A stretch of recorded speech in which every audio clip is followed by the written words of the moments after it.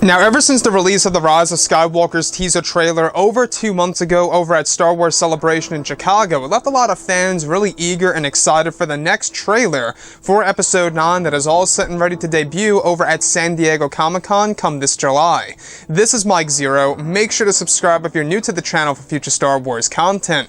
So what's really great about Episode 9 is that we do know that J.J. Abrams is using this movie not just as a sequel to The Last Jedi and The Force Awakens, but a sequel to the past 8 movies that come before it. Essentially a sequel to the entire Skywalker saga and what has actually happened before this film in and on itself. Now, what's really exciting is, of course, the next trailer of this movie that will allow fans to get a better idea of the overall tone of this film and exactly where J.J. Abrams is going to bring the fans for the final installment. Now, these past couple of weeks or so, we've been learning a whole lot more about this film, and when it all comes down to various shot descriptions of the upcoming trailer too, this is where things begin to get very exciting for Episode 9.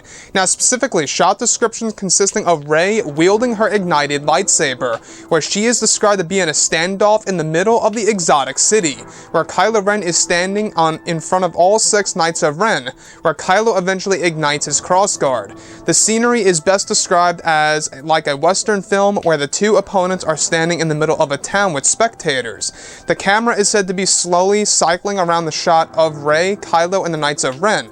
The next describes Kylo Ren holding his reforged helmet in both of his hands, where it's described that he eventually puts the mask on, where the crystalline adhesive on the mask glows in a dark red color, where Vader's breathing is said to go along with the shot to mirror the concept like grandfather, like grandson. Over the footage, there is dialogue of Kylo Ren talking about fulfilling Vader's legacy, and that he will continue to keep it alive.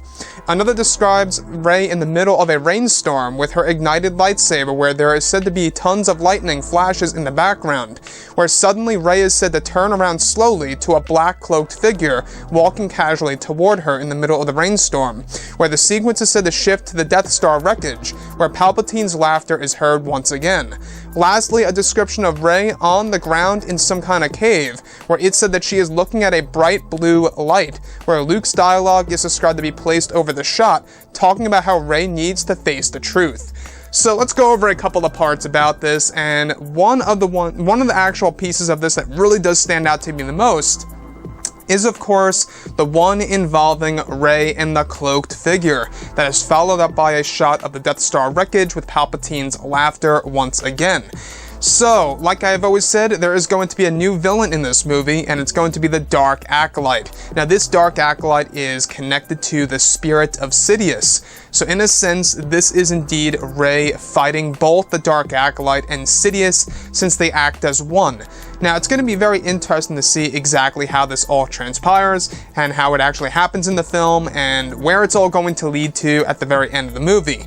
Now, Rey is a character, we do know that she's going to go through a lot of obstacles in this movie, a lot of challenges and a lot of tests, and that's exactly what J.J. Abrams wants to do in order to make her evolve from start to finish of Episode 9. After all, you know, there is a huge time jump from The Last Jedi into Episode 9, at least going by the sequel trilogy standards. It is a very big time jump. It's roughly 1 whole year. Now, what's really intriguing though is the other piece, where Rey is said to be on the ground looking at a bright blue light, where she hears the dialogue of Luke Skywalker. This is obviously Luke in the form of a Force ghost for one of his scenes as a Force ghost, telling her to face the truth. Now, what kind of truth is he telling Rey to face? Could it very well have something to do with her parentage? Could it very well have something to do with her identity? Or something perhaps to do with Kylo Ren? You know, there's a lot of possibilities as to what Luke is telling Rey about her having to face the truth while she is talking to Luke's Force Ghost. So it's very intriguing indeed. The other piece that I do want to touch on is the Western style scenery. Now, what I like about this is that, I don't know if you guys knew, but J.J. Abrams, he loves the whole entire use of Western scenery and stuff around those lines. It's exactly why he's involved with the movie, or should I say the TV series, Westworld, where a lot of inspirational material was taken from that and placed into this movie. So, with that being said, this is said to be a standoff like in a Western film, where we have Rey and Kylo Ren with both of their sabers ignited in the middle of course, the exotic city, which is said to be on a jungle-like world. Now, in back of Kylo Ren, we have all 6 Knights of Ren. This sounds very much like a Western film now, doesn't it? Where you have the standoff with the gunslingers, and usually the antagonist has a couple of his buddies behind him, you know, protecting him or just keeping him on guard there. So what I like about this is that this sounds like a very intense moment. It really sounds like that Rey and Kylo are really finally ready to duel it out at a certain point in time in the middle of the film, because there are going to be 2 major lightsaber duels between both Rey and Kylo in this film. You know, that's not to say that there's also a one between both Palpatine, Rey, and Kylo. Let's not forget about that. That's going to be very interesting as well indeed. Anyways, guys, drop a comment below. Let me know what you think about all of this in the comments. And if you guys did enjoy the content for today, do make sure to drop a thumbs up on this video to support the channel. I thank you all so very much for the kind support, and I'll catch you guys next time.